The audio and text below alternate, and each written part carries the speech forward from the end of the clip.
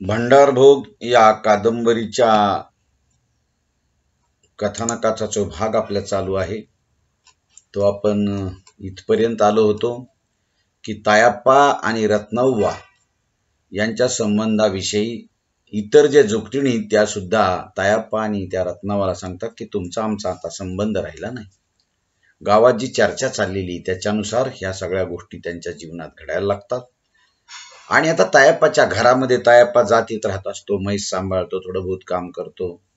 तर रत्नावा आणि तायाप्पा याचा जे संबंध प्रस्थापित झालेले आहेत असं गावातली जी चर्चा आहे ती त्याच्या घरापर्यंत येऊन पोहोचते. आणि घरापर्यंत आल्यानंतर तायाप्पाला हे सगळं विचारलं जातं. तायाप्पा प्रचंड रागात येतो आणि तायाप्पाला त्याचा चुलता संगप्पा त्याचा चुलता जो आहे संगप्पा त्यानं त्याला मारलेलं आहे. त्याला मारतो खूप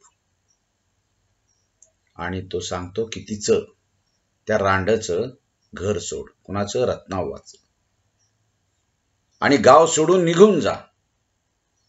आणि मग तायाप्पा इतके दिवस गुपचूप मार खाणारा, ऐकत राहणारा, तो आता मात्र बोलायला लागतो. तो थोडस आधी काम करत असायचा पण आता मात्र त्याला म्हशीला तो वैरण टाकतो, वगाराला टाकतो, हे सगळं करतो. आणि तो संगप्पा जो आहे तो विचारतो की जेवण वक्ताच्या वेळेला त्याचा बापही घरात आलेला आहे आणि त्याच्या पोराच्या जवळ म्हणजे संगप्पाच्या जवळ टेकून चिली मोडतो. इकडं तिकडं बघत दिवा उचलून चिलमीला लावतो. तसा संगप्पा देखील हात चोळतच चौकटीला सरकून बसतो आणि उगाच हात झटकल्यागत करतो. आणि तो तायाप्पाला एका करड्या आवाजात विचारतो, तायाप्पा आज कुठे गेलतास र? पुस्तकात गुदपाळलेली पोरं थोडस धचकली त्याच्या आवाजानं. तर संगप्पा रागात बोलायला लागले. त्या आवाजाबरोबर संगप्पाचे डोळे तांबरत गेले. तायाप्पा काहीच बोलत नाही. तसा तो थोरला जो म्हणजे त्या संगप्पाचा भाऊ आहे बसप्पा, चिली मोडतो आणि चिली मोडता ओढता झुरका सोडताना तो बोलतो, जातोय कुठं बोंबलत? घर वौसत बसला असेल कुणाचं तरी. आणि मग संगप्पा त्याला पुन्हा रागात म्हणतो, तुला विचारतोय, तुला नाही विचारित, त्याला विचारतोय मी, कुठं गेलतास र? होतो की इथंच. तायाप्पानं सरळ बसत सांगितलं, हिथं कुठं? संगप्पानं परत विचारलं तसं तायाप्पा हातातल्या पदराचा चोळा करत बसला, काहीच बोलत नाही. संगप्पा पुन्हा रागात म्हणतोय, मी काय विचारतोय तुला? आणि थोरल्यानं ओळखलं मामला काहीतरी वेगळा दिसतोय म्हणून त्यानं चिलीम झाडली. तायाप्पा म्हणाला, गावातच. गावात म्हणजे कुणाच्या घरात? त्या रांडच्या नव्ह? संगप्पा एकदम भडकला. तायाप्पानं पाय लांब सोडलं, झोळ झटकलं, पदर हातातनं सोडला आणि तो स्वतःला आवरतच बसला. आणि तो पुन्हा संगप्पा म्हणतो, तुझं तोंड काय शिवलं का? मग तो तायाप्पा म्हणतो, आता तुम्हाला माहीतच आहे तर कशाला सांगू? सुकाळीच्या लाज नाही वाटत बोलायला? त्या रांडच्या घरात तुझं काय पुरलंय रे? ती काय पोटाला घालती का काय? गाव सगळं चीतू करायला लागलंय आणि तू लाज मोड्यागत सांगतोस? संगप्पाचा आवाज चढत गेला. कलव्वा चुलीजवळच्या सोप्यातनं बाहेर आली. मग काय झालं? होतंय काय रांडच्या? लोक तोंडात शान घालायला लागल्यात, त्याचा तरी विचार कर जरा. अरे तुला काय वाटत नसल र? आम्हाला गावात तोड दाखवायची आहे तर तुझ्यासारखा बुळा होऊन घरं मागायची नाहीत. असा बोलतो. मग नसतील त्याला मी काय करू? तायप्पा आता तो व्यवस्थित बोलतोय तसा. रांडच्या घर सोडून जा तिकडं मातीत. का सतावत लागलाय तो आम्हाला? लय थ्यार झालं तुझं आता घरात. आता तुझं असलं काही चालायचं नाही.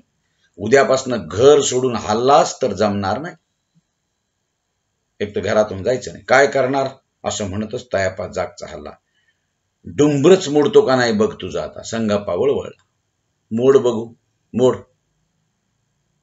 असं म्हणत तायप्पा समोर आला. तसा संगाप्पाचा तोल सुटला. त्यानं आवाज वाढवला आणि त्यानं तायप्पाच्या एकच मुस्काटात लगावली. लाताबुक्या हाणायला लागला. तशी कल्लवा जोरात ओरडली. संगाप्पा बेभान होऊन त्याला बडवू लागला. पोरांनी घर डोक्यावर घेतलं. आईला ह्याची हाडच मोडतो असं म्हणून संगाप्पा सगळ्याच घुसळून त्याला मारायला लागला. सगळी त्याला धरायला लागली. तायप्पाला समोरनं कोणीतरी बाजूला नेलं. अक्कव्वा म्हणून हाणून बडवून घ्यायला लागली. रडू लागली. सगळ्या गल्लीला जिभा फुटल्या. सगळ्या गल्लीत चर्चा सुरू झाली. तासाभरानं गल्ली शांत झाली. संगाप्पाला कोंडकराच्या घरात नेऊन ठेवलं. कल्लवाचं तोंड अजून बी चालूच होतं. तायप्पाला इरगुंड्याच्या घरात नेऊन बसवलं. त्याचं डोकं चुलीतल्या इंगळागत रसरसू लागलं. त्याला अंगावरच्या पदराचं सुद्धा भान नव्हतं. येरगुंड्याची म्हवना त्याला काय काय बाय समजून सांगू लागली. त्याला त्याचा एक शब्द ऐकू येत नव्हता. आणि तो दारात आला. सगळी गल्ली अंधारातनं लदबदली ती. चावडीकडे देवळाच्या वरातीतल्या लेझमाच्या हलकीचा त्याला आवाज येऊ लागला. तायप्पा गल्लीतनं शिंद्याच्या घराकडे वळला. शिंद्याच्या दारासमोरच्या खांबावरचा दिवा गेल्यामुळे अंधार पंढरीच्या बुक्यागत दाटला होता. तायप्पाला आपल्या अंगावर सुताराचा घन कोसळल्यागत वाटू लागलं. त्याचं डोकं भिनभिनलं आणि त्याचा तोल वरमला. पाटलाच्या दारात तो आला आणि ह्या रांडच्या नादानं सगळं झालंय. तो स्वतःशीच पुटपुटला. तायप्पा त्याचं डोकं आता फुटू लागलं.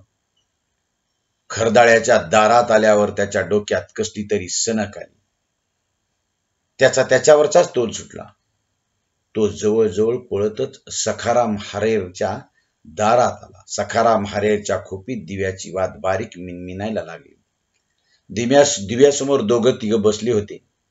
त्याच्यासमोर हारेर काय बाय बडबडू लागला. तायप्पा दारात थांबला. त्याच्या भोवती अंधार फिरू लागला. त्यानं डोक्यावर थाड थाड मारून घेतलं. त्या सनकीतच तो खोपीच्या दारातनं आत आला आणि सखाराम हारेर एकदम दचकला.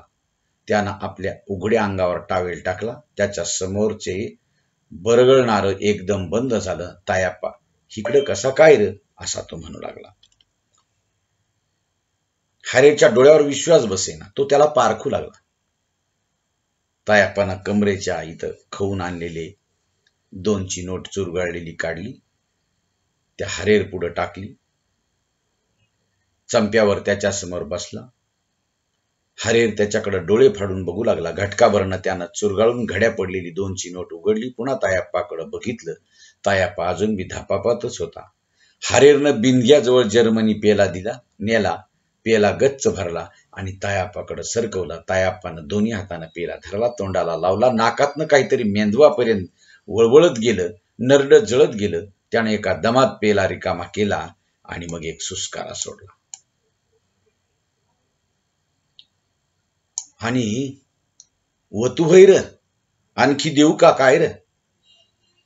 हारेर त्याच्याकडे बघतच म्हणाला. हे बी गिराईक हाय काय होय गा? समोर बसलेला कोणतरी पुटपुटला. तायप्पा गरकन वळला. हारेरनं हातानंच खून करतच डोळ्यानं त्याला दाबलं. तसा पुटपुटणारा गोरगारत गार झाला. गारेगारासारखा तो गार झाला. तायप्पा पदरानं तोंड पुसत बाहेर आला. डोकं जरा त्याचं शांताई घेत असल्यागत त्याला वाटू लागलं. त्याचं पाय हळूहळू गल्लीतनं पळायला लागलं आणि देवळ्याची वरात बापू पाटलाच्या दारात आली. त्या गावात देवळ्या नावाचा एक माणूस, त्याच्या घरी एक वरात होती. त्याच्या पोराचं लग्न. ती वरात आता पाटलाच्या दारात आली. तायाप्पाचं पाय हळूहळू त्या वरातीकडे निघालं आणि त्या वरातीतला ताशेवाला बेभान होऊन ताशा वाजवू लागला. असतो ना तडम ताशा. सगळं गाव वरातीत जमा झालत. गल्लीत उभा राहायला जागा नव्हती. वरातीच्या पुढं आऊट वाजविणारी पोरं आऊट उडवण्यात दंग झाली. त्यासनी वलंडून तायाप्पा गर्दीत आला. लोक मुंगीगत सरकत होती. पिपाणीवाला साप तिच्या वादीगत लबकाय लागला. सनईवाला गाल फुगून गाण्याच्या तालावर डुलाय लागला. गॅसबत्ती धरणारी महाराची पोरं पेंगाय लागली. सगळी माणसं अप्रूप बघितल्यासारखं वरात बघायला लागली होती. वरात बाट्याच्या दारात आली आणि थांबली. लेझिमवाल्याची हलगी कडाडली. लेझिमाशी खुळखुळायला लागली. तायाप्पा गर्दीतनं वाट काढत वरातीच्या मध्यभागी आला आणि त्यानं वरातीच्या गाडीकडं बघितलं. नवरा नवरी गाडीवर बांधलेल्या फळीवर अशी डुलू लागली. देवळ्याचा नवरा हातातनं बाशिंग वर करून समोरच्या गर्दीकडे बघायला लागला. नवरी मान खाली घालून घालून कंटाळती. ती बी आता थोडीशी अशी समोर बघू लागली. करवला करवली हसत खिदळत बसली होती. मान्याचं पक्या गाडीत बत्ती धरून जांभया देऊ लागलं. गाडी पोरापोरींनी गच्च भरली होती. पाटलाचं निव्या दांडीवर अर्ध टेकून कासर धरून बसलं होतं. गल्लीतल्या आयबाया नवरा नवरी पारखून बघू लागल्या.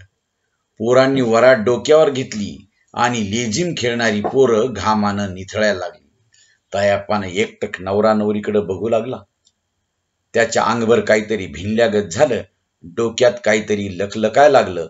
बत्तीच्या उजेडात त्याचे डोळे दिपायला लागले. कितीतरी वेळ तो नवरा नवरीकडे बघत राहिला. लेझमाचा डाव संपला आणि सनईवाल्यानं ताल धरला. ताशेवाल्यात तडतडायला लागला. तायाप्पाची पापणी ताणली. डोळ्यात त्याच्या पाणी जमा झालं. अंगातनं काहीतरी उतरून गेल्यागत होऊ लागलं. पिंढऱ्या घाटल्यागत झाल्या. त्यानं गच्च डोळं झाकलं. डोळ्यातलं पाणी बाहेर पडलं. डोळ्यासमोर अंधारात पोत फुटलं.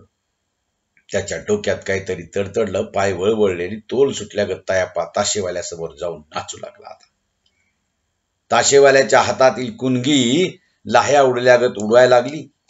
सगळ्या पोरांनी आरडून वरडून शिट्ट्या घालून वरात डोक्यावर घेतली. आया बाया उपडी पडून बघू लागल्या. कोणीतरी माणसासनी सरकून गोल उभा केलं आणि पिपाणीवाल्याच्या अंगात वारं संचारलं. तायाप्पा ताशाच्या तालावर असा नाचू लागला त्याला पदराचं सुद्धा भान राहिलं नाही. सनईवाल्यानं तायाप्पा बरोबर नाचतच ठेवणीतलं गाणं काढलं आणि मग तायाप्पाचा पाय कसला तो भुईला ठरणा गेला. पदर खांद्यावरही बसेना. त्याचे हात गाण्याच्या तालावर आपोआप हलायला लागले आणि सगळी माणसं तोंडात बोट घालून बघायला लागली. त्यांना अप्रूप वाटायला लागलं. तायाप्पा देवीला सोडलेलं पोर, हा जोगता कधी असा न नाचणारा आणि अचानक काय नाचू लागला. रडणारी पोरं एकाएकी थांबली. लहान लहान बायका गडबडून गेल्या. एवढ्यात माण्याचं बाब्या पिशवीभर चिरमुरं घेऊन गोलात आलं. त्यानं तायाप्पावर मुठभर चिरमुरे असे उधळायला सुरुवात केली. सगळं गाव शिट्टीनं दुमदुमत गेलं आणि अंधार उचमळत गेला. किंचित कणत कणत आपल्यातच तो अंधार रुतत गेला आणि तायापाया तालावर बेभान होऊन नाचू लागला. बघा की तायाप्पा त्याला नको त्या गोष्टी त्याच्या समोर आणून ठेवल्या. त्याच्या मनी ध्यानी नसताना लहानपणी ज्याच्या हातात नाही त्याच्या अंगात दुखलं खुपलं म्हणून अंधश्रद्धेचा बळी त्याला दिल्या गेला. त्याला दवाखाने वगैरे हे करून व्यवस्थित थांबायला न थांबता त्याच्याकडं वेगवेगळ्या जोगतिनींकडे नेऊन वेगवेगळ्या जाणतिनींकडे नेऊन तायाप्पाला भंडारा लावून आणू लागल्या, कौल मागू लागल्या. आणि मग तायाप्पाचं करण्यासाठी म्हणून एका बाईनं उपाय सांगितला की याला देवीचं हे झाड आहे आणि त्याला देवीला सोडलं पाहिजे आणि तो जोगता केला पाहिजे. काहीही न कळायच्या तायाप्पा जोगता होऊन जातो. हळूहळू अंघोळणी पडतं, घराच्या बाहेर पडतो. गावातून त्याला घरातून हाकलून देतात, मारतात, कारण तो शेवटी एक माणूस आहे. तो नुसता माणूस नाही तर त्याच्या अंगात भिनलेला पौरुषत्वाचा झणझणता आविष्कार आहे. पण तरी सुद्धा त्याला आपल्या शरीराच्या मगरमस्तपणात न जगता यावं आणि तितक्यात त्याच्या आशा अपेक्षा आकांक्षा पौरुषत्वाच्या भरभरून व्हाव्यात आणि त्याला रत्नाव्वा मिळावी आणि मग तिच्यात तो घडून जावा, गावभर त्याची चर्चा व्हावी, त्याची त्याच्या घरातनं भांडणं सुरुवात व्हावी, त्याला मारल्या जावं, गाव सोडून जा म्हणावं आणि तायाप्पानं त्याच बेभानपणानं मग दारू ढोसून देवळाच्या वरातीत बेभान होऊन नाचावं. की तायाप्पाला या अशा परंपरेच्या खाईत लोटल्यानंतर तायाप्पा बेभान होऊन आपले कृत्य करायला लागतो. हे असे 3 भाग या कादंबरीचे इथं झालेले. आता तायाप्पा हा या सगळ्यामध्ये तो घडून गेलेला आहे. आणि मग आता तायाप्पानं खरं तर जोगत्याच्या जन्माला आल्यानंतर कसं वागावं, काय वागावं याच्याविषयीचं सगळं काही गोष्टी आता इथं सांगितल्या जाणार आहेत. आपण याच्या नंतरचा भाग आपण आता पुढच्या